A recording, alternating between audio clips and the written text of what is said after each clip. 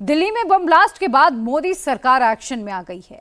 सरकार ने bomb blast को आतंकी घटना माना है और यह साफ साफ कह दिया है कि दिल्ली में ब्लास्ट एक्ट ऑफ टेरर है, मतलब एक्ट ऑफ वॉर। मोदी सरकार ने यह भी कह दिया है कि ना तो दहशतगर्दों को छोड़ा जाएगा और ना ही उनके मददगारों को बख्शा जाएगा। दिल्ली दहलाने वाले आतंकी हिंदुस्तानी हो या फिर पाकिस्तानी, सरकार अब छोड़ने वाली नहीं है। इस वक्त हरियाणा से लेकर दिल्ली, जम्मू कश्मीर और यूपी तक जबरदस्त एक्शन हो रहा है। एजेंसी ये पता लगाने में जुट गई है कि इनका हैंडलर कहां है, इन्हें ऑर्डर आखिर दे कौन रहा है। 3200 किलो विस्फोटक जमा करने की साजिश कहां रची गई, देश के अलग अलग हिस्सों में ब्लास्ट का ब्लूप्रिंट किसने बनाया, जांच एजेंसियां अभी तक कहां पहुंची हैं, रडार पर कौन है, अदील मुजम्मिल शाहीन का रिमोट कहां था। इस रिपोर्ट के जरिए समझिए सब कुछ। 300 किलो बारूद कहां छिपा है?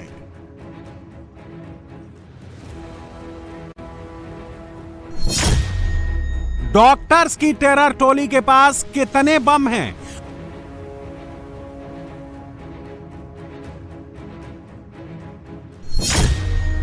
डॉक्टर्स की टेरर टोली के कितने अड्डे हैं?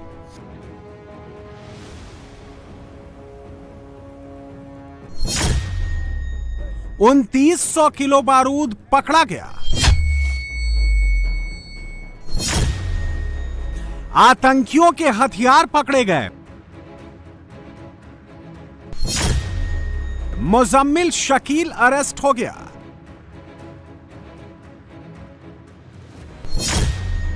टेरर टोली की क्वीन शाहीन, सईद, सरगना, अदील, परवेज सब गिरफ्त में आ गए। उसके बाद भी लाल किला के पास धमाका हो गया।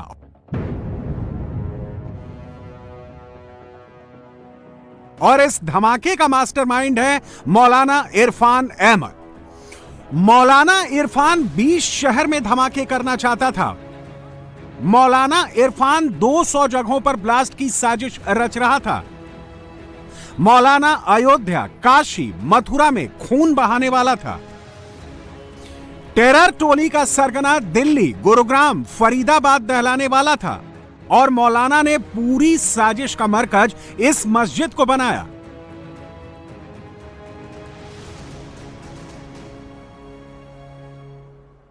और ये जो मस्जिद आप देख रहे हैं, इसी मस्जिद में इरफान जो है नमाज पढ़ाते थे, जो मुफ्ती के नाम से भी जाना जाते थे। वर्ष 2019 में वो इस इलाके में आए थे और इसी मस्जिद के परिसर में उन्हें यहाँ की जो महिला कमेटी है, जो मस्जिद कमेटी है, उन्होंने एक रूम जो दिया था उन्हें रहने के लिए। ये आप देख सकते हैं, ये उनका रूम सामने है और यहाँ पर अभी भी 2 ताले लगे हुए हैं क्योंकि मस्जिद के इमाम की जो है गिरफ्तारी हुई है। उन पर आरोप है कि उन्होंने जैशे मोहम्मद के पोस्टर जो है नौगाम इलाके में लगाए थे। ये तस्वीर आप देख सकते हैं, ये उनका वो रूम था जहाँ पर वो 2019 से कोविड के दौरान जब वो यहाँ आए थे, यहाँ पर रह रहे थे। हिंदुस्तान दहलाने की साजिश का सबसे बड़ा किरदार मौलाना इरफान है।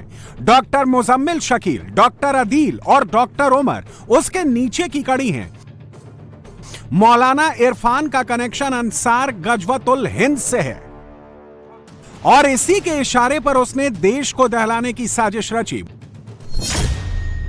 मौलाना इरफान की मुलाकात सबसे पहले अंसार गजवतुल हिंद के आतंकी हाफिज मुजम्मिल से हुई। इसके जरिए वो AGUH से एसोसिएट हो गया।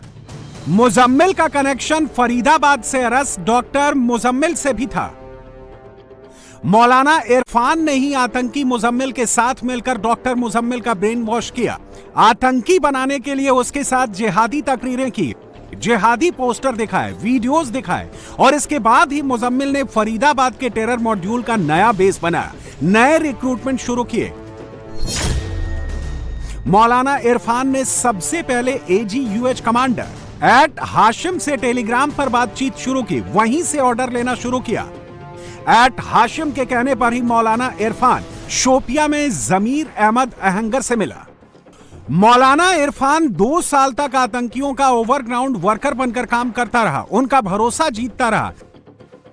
3री क्लास तक पढ़े मौलाना ने 2022 में देश दहलाने की साजिश पर काम शुरू कर दिया। साल 2022 में मौलाना इरफान की meeting doctor Muzammil, doctor Adeel Ahmad और डॉक्टर उमर मोहम्मद नबी से हुई। अक्टूबर 2023 में डॉक्टर अदील और उमर इरफान से मिलने मस्जिद आए और मस्जिद में बैठकर AK-47 की सफाई की। नवंबर 2023 में डॉक्टर अदील, डॉक्टर मुजम्मिल और डॉक्टर शाहीन सईद के साथ इसी मस्जिद में मौलाना की मीटिंग हुई और मस्जिद के अंदर हथियार छिपाए गए। कुरान के बारे में पता है, हदीस के बारे में पता है। उसने कुरान बचपन से ही कुरान की तालीम हासिल की। पढ़ा उसने खाली 3 जमात तक, तीसरी जमात तक उसने पढ़ा है।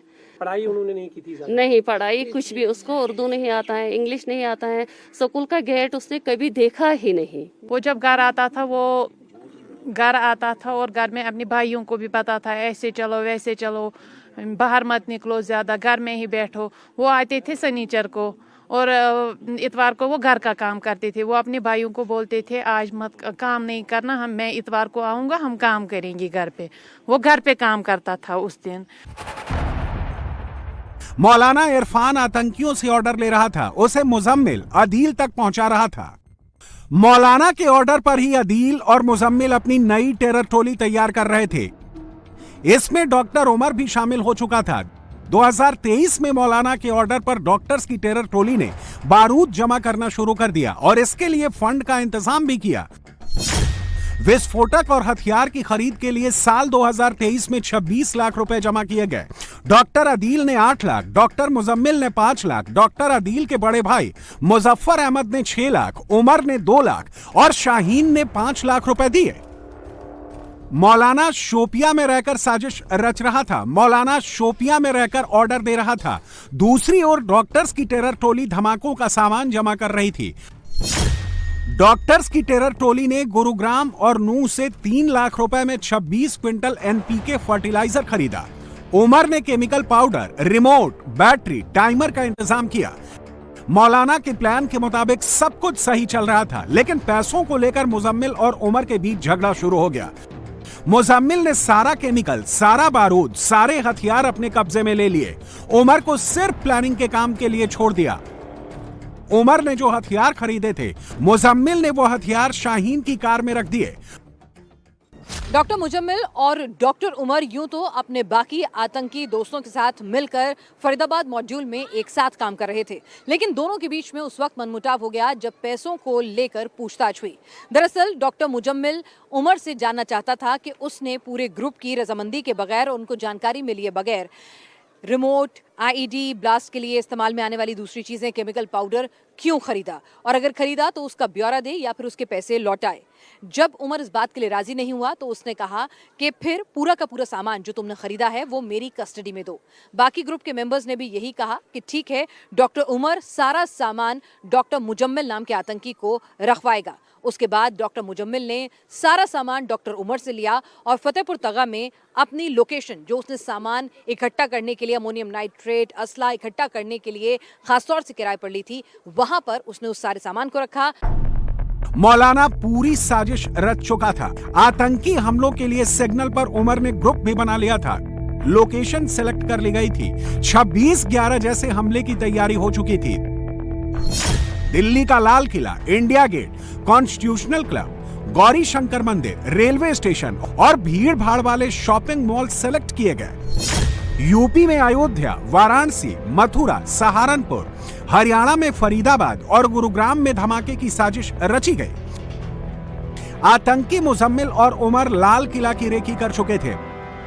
मुजम्मिल खुद कई कार धमाकों की लोकेशन सेट करने के लिए दिल्ली आ चुका था। बड़े हमले की तैयारी चल रही थी।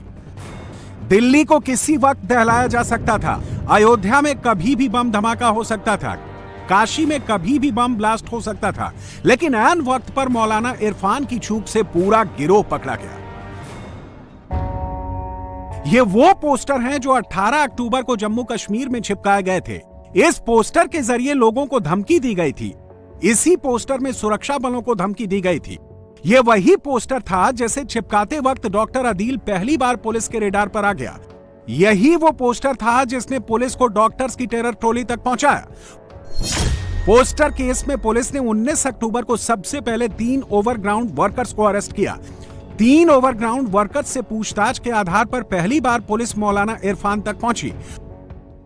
हम इस वक्त श्रीनगर के उसी नौगाम बनपोरा इलाके में मौजूद है जहां पर ये पोस्टर्स लगाए गए थे। यही वो जगह है जहां पर जैश-ए मोहम्मद के पोस्टर्स लगाए गए थे और ये पोस्टर मौलवी इरफान के कहने पर इस इलाके में लगाए गए थे। पुलिस ने जब पूरे मामले की तहकीकात की तो पता चला कि कुछ स्टोन पेल्टर्स है जिनका रिकॉर्ड 2019 में था कि वो स्टोन पेल्टिंग करते थे। कई बार पुलिस उन्हें गिरफ्तार भी कर चुकी थी। उन तक पहुंचने में जम्मू कश्मीर पुलिस कामयाब हो गई और उनसे जब इंट्रोगेशन किया गया तो उन्होंने मौलवी इरफान का नाम दिया और मौलवी इरफान शोपियान के रहने वाले थे। जम्मू कश्मीर पुलिस ने उन्हें गिरफ्तार किया। उनसे जब पूछताछ की गई तो उन्होंने कई बड़े नामों का खुलासा किया और सबसे पहला नाम जो था वो डॉक्टर अदील का था। मौलाना इरफान की गिरफ्तारी के साथ ही पूरी टेरर फाइल खुलती चली गई। मुजम्मिल छिप नहीं सका, अदील बच नहीं सका, शाहीन भाग नहीं सकी। जम्मू से लेकर यूपी, हरियाणा तक रेड शुरू हो गई और इसकी भनक उमर को लग गई। ये मौलवी इरफान का वही घर है जहां से मौलवी इरफान को अक्टूबर के महीने में गिरफ्तार किया गया था और उनके पास में से जैश मोहम्मद के कुछ पोस्टर्स श्रीनगर के उस घर से मिले थे जहां वो रहते थे। वो मस्जिद का एक रूम था जो उन्हें नमाज पढ़ाने के लिए वहाँ पर दिया गया था। वहाँ से जैश मोहम्मद के 3 पोस्टर्स जो है वो बरामद किए गए थे। मौलवी इरफान के बारे में कहा जाता है कि वो लोगों को रेडिकलाइज करता था, खासकर डॉक्टर का जो एक तबका था उन्हें रेडिकलाइज करने में जो है सफल रहे थे और युवाओं को जो है वो पोस्टर लगाने की जिम्मेदारी उन्होंने सौंपी थी। मौलाना इरफान ने मस्जिद के पीछे बने कमरे को अपना अड्डा बनाया हुआ था। इसी कमरे में उसके जिहादी पोस्टर थे। इसी कमरे में उसने कुछ दिन के लिए हथियार छिपाए थे, इसलिए वो किसी को भी इस कमरे में एंटर नहीं होने देता था। यही वो कमरा है जो इमाम साहब का हाँ, कमरा था। यही कमरा मौलवी साहब के हमने रखा है। फैमिली में उनके साथ में कौन कौन हुआ करता था? सिर्फ बीवी, कभी माँ आता, कभी ज्यादा बीवी रहता है इधर। और कुछ लोग उनसे मिलने आते थे यहाँ? नहीं, उसने वो यहाँ रखा ही नहीं धंधा। ये मतलब हमसाए भी अगर कोई लेडीज आते हैं फूक मारने के लिए, वो भी उसको बोलता कमरे में नहीं, या अंदर भी बैठूंगा मैं, उधर फूक अंदर कमरे में। वो लेता नहीं किसी लेडीज को अंदर, बोलता नहीं इजाजत नहीं इसकी, मैं किसी लड़की से अंदर बैठूंगा और फूक मारूं। छापा जब यहाँ पर पुलिस का पड़ा तो क्या क्या यहाँ से बरामद हुआ? यहाँ जब पुलिस आया मजिस्ट्रेट के साथ, बोला ये मजिस्ट्रेट साहब है, गया अंदर, खोला ताला, वहाँ ने किचन विचन साहब की तलाशी ली। फिर वहाँ से कुरान शरीफ की किताबें हैं, 2-4 किताबों को उठाया, वहाँ से निकला कागज के अंदर पोस्टर 3 निकाला उन्होंने, जिस पर नीचे लिखा है जैश मोहम्मद। तो पोस्टर में क्या लिखा था, आपने देखा वो? मैंने पढ़ा। पोस्टर में लिखा है कि वहाँ महल वालों को धमकी आमेज है कि आप सुधर जाओ, अब गलत काम करते हैं, ऐसा मत करो। अगर कोई एजेंट आता है, गवर्नमेंट एजेंट, आप उनको सोफे पर बैठाता है, ये आपको वार्निंग है, सुधर जाओ, बस इतना ही। डॉक्टर्स की टेरर टोली पकड़ी जा चुकी है। फिदाइन हमले में उमर भी जहन्नुम जा चुका है, लेकिन खतरा अभी टला नहीं है। ऐसा क्यों कह रहे हैं, बताएंगे। पहले साजिश कितनी बड़ी थी ये समझ लीजिए। उमर और मुजम्मिल के पास कुल 3200 किलोग्राम अमोनियम नाइट्रेट था। इस अमोनियम नाइट्रेट से 200 बम बनाए जाने थे। एक साथ 200 अलग अलग लोकेशन पर ब्लास्ट किए जाने थे।